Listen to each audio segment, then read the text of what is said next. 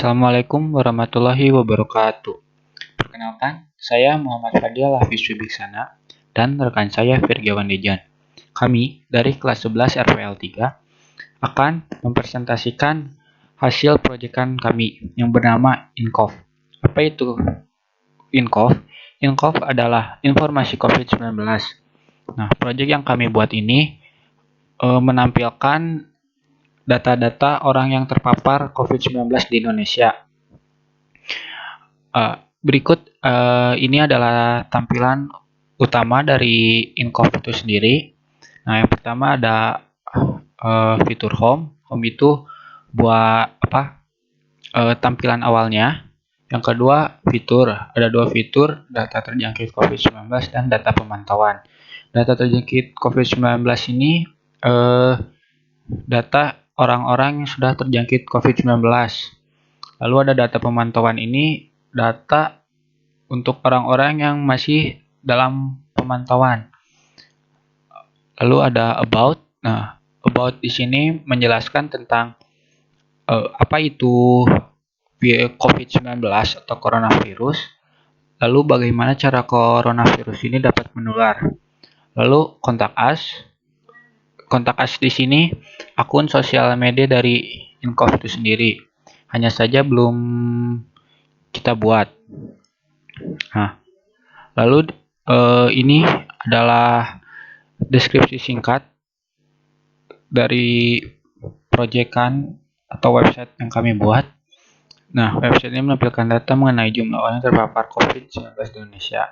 Lalu ada dua button. Yang pertama, data terjangkit COVID-19 dan data pemantauan. Button ini sebagai shortcut aja dari fitur data terjangkit sama data pemantauan. Nah, kali ini kita bakal melihat dulu codingannya ya.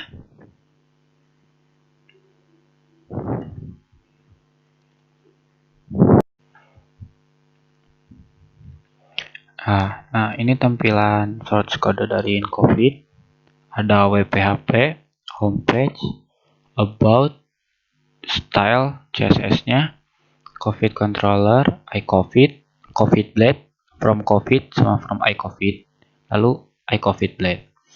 Nah, di WPHP-nya, lalu di homepage-nya, karena saya bagian front end, jadi saya membuat page untuk homepage-nya, lalu tampilannya. Nah, di sini saya menggunakan navbar di sini sampai ke search. Nah, pada navbar ini saya memberi nama INCOV, yaitu untuk nama proyekan yang kami buat. Lalu home. Nah, home ini saya masukkan link homepage. Jadi ketika kita ada di about, ketika kita klik home, bakal balik lagi ke homepage-nya. Lalu ada navbar drop down. Nah, di sini ketika tadi kita lihat fitur, ketika klik ada ini data terjangkit COVID dan data pemantauan atau data pengawasan. Nah, di sini juga saya masukkan linknya, URL COVID. Ya, URL COVID itu untuk tabel yang data terjangkit COVID dan URL iCovid itu untuk data pemantauan atau pengawasan. Lalu di sini coming soon ya, untuk apakah ada fitur terbaru lagi dari project ini. Lalu ada about. Nah, di about ini saya masukkan link juga. Nah, di sini ketika kita klik about bakal masuk ke page about. Nah, di dalam page about itu ada pengertian dari COVID-19 dan bagaimana cara COVID itu menular. Nah, lalu di sini ada navbar drop down lagi untuk akun sosial medianya, Twitter, Facebook. Bersama saya belum dimasukin linknya karena kita belum buat akun sosial medianya. Lalu di sini ada search karena masih terlihat simple, jadi belum terlalu berpengaruh dalam penggunaan search ini. Nah, di sini ada jumbotronnya. Nah, untuk tampilannya di sini. Nah, lalu di butonnya juga. Nah, yang tadi saya bilang ada shortcutnya untuk masuk ke data terjangkit COVID. Nah, di sini saya juga masukkan linknya gitu. Lalu di about blade-nya, nah, sini untuk menampilkan page about-nya ya. Jadi saya bilang itu tentang apa itu COVID dan bagaimana COVID menular. Nah, lalu di sini style CSS-nya. Nah, di sini untuk style homepage-nya saya masukkan image ya. Lalu sama di sini juga untuk about-nya. Di web PHP ini ketika saya mengkoneksikan link homepage ini agar terhubung dengan COVID dan iCovid. Nah, bisa dilihat di sini. Nah, di sini background-nya untuk tabel COVID-nya untuk yang data terjangkit sama tabel COVID-nya untuk yang data ini. Nah, ini untuk controller back about. Jadi ketika kita di home ngeklik about bakal masuk ke back about. Nah, untuk kejelasan dari COVID dan iCovid lalu kelanjutannya itu bakal dijelaskan oleh rekan saya Firgiawan Dejan. Nah, kita balik lagi ke webnya. Assalamualaikum warahmatullahi wabarakatuh. Saya Firgiawan Dejan, kelas 11 RPL 3, absen 31. Dalam proyek membuat web COVID, di sini saya selaku backend membuat sebuah tabel dengan CRUD-nya. Di sini ada fungsi COVID, create, store, edit, update, dan destroy. Nah, ini untuk tabel yang kedua. Pertama-tama di sini ada fungsi COVID. Di sini datanya data COVID diambil dari tabel T-COVID. Lalu ada tabel create. Di tabel create ini menunjukkan ke form COVID yang ini. Lalu ada fungsi store. Saat mengisi fungsi, di sini role-nya harus ada daerah, meninggal, dan sembuh. Ini harus diisi. Dan ini untuk daerah unik. Hanya bisa satu daerah. Tidak bisa dua daerah, satu data dua daerah tersebut ada. Lalu akan divalidate input request di sini. Lalu onset ini untuk tokennya. Dan if status ini untuk memberitahu data berhasil ditambahkan. Selanjutnya ada function edit. Di sini ada data COVID diambil dari tabel COVID. Lalu ke back form COVID dan diupdate, dan di fungsi update sama seperti tadi, tapi di sininya tidak memakai unik karena jika memakai unik nanti tidak bisa ditambahkan lagi datanya.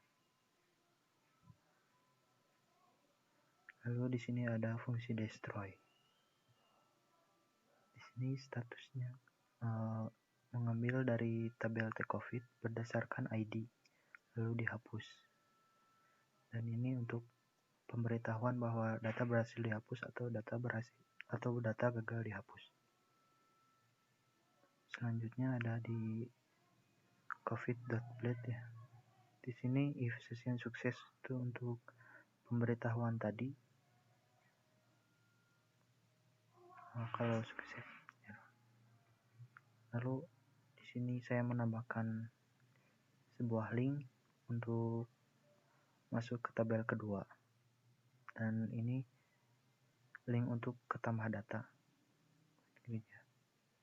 Di sini membuat sebuah tabel dengan hanya daerah, meninggal, dan sembuh. Dan ini with digunakan untuk jarak antar tabelnya. Nah, di sini dalam form delete ini ditambahkan on submit untuk mengkonfirmasi Apakah kamu yakin menghapus data ini? Oke, nanti ada ya. Nah, untuk form COVID-nya untuk yang ini pengecekan. Apabila datanya kosong, nanti akan ada pemberitahuan bahwa datanya tersebut harus diisi.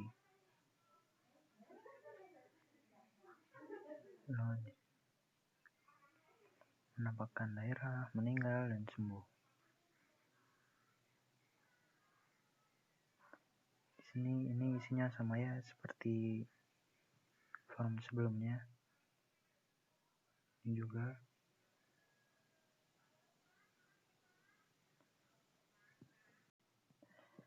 Ya, selanjutnya untuk tampilannya di sini ada data terjangkit. Untuk link ke ke tabel data terjangkit.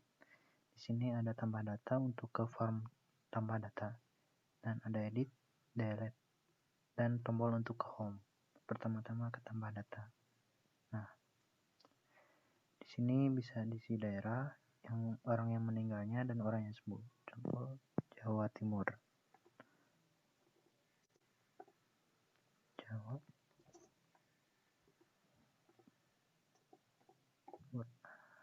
Nah, selanjutnya ada yang meninggalnya misalnya 100 orang.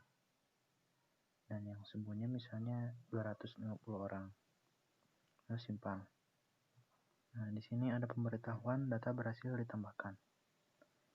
Dan di sini datanya mengurut sesuai urutannya, dan ini yang ke-6. Nah, selanjutnya fungsi edit.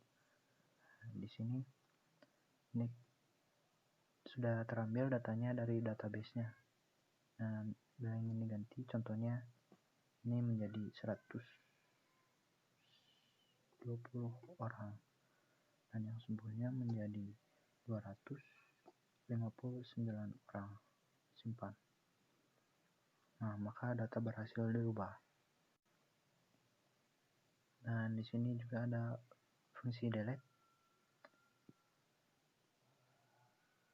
Nah, di sini ada pemberitahuan. Apakah kamu yakin menghapus data ini? Nah, bila diokey, maka data akan terhapus, dan ini otomatis menjadi nomor 1. Selanjutnya ini untuk ke link data terjangkit. Nah, seperti yang tadi, ini juga sama. Dan saya lupa menambahkan ini bahwa contoh disimpan, perhatian. Ini semuanya harus diisi. Ya. Dan contoh ini Jawa Barat. Datanya sudah ada. Lalu tambah data. Di sini tambah lagi Jawa Barat. Nah,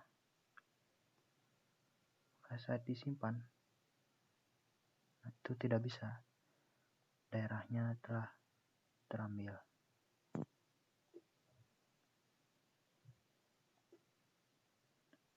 Ya.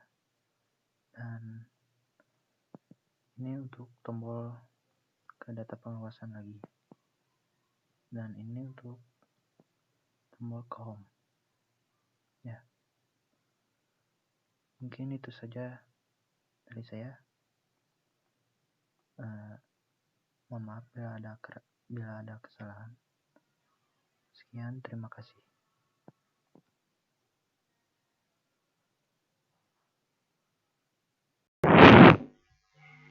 Nah, kita ada di webnya.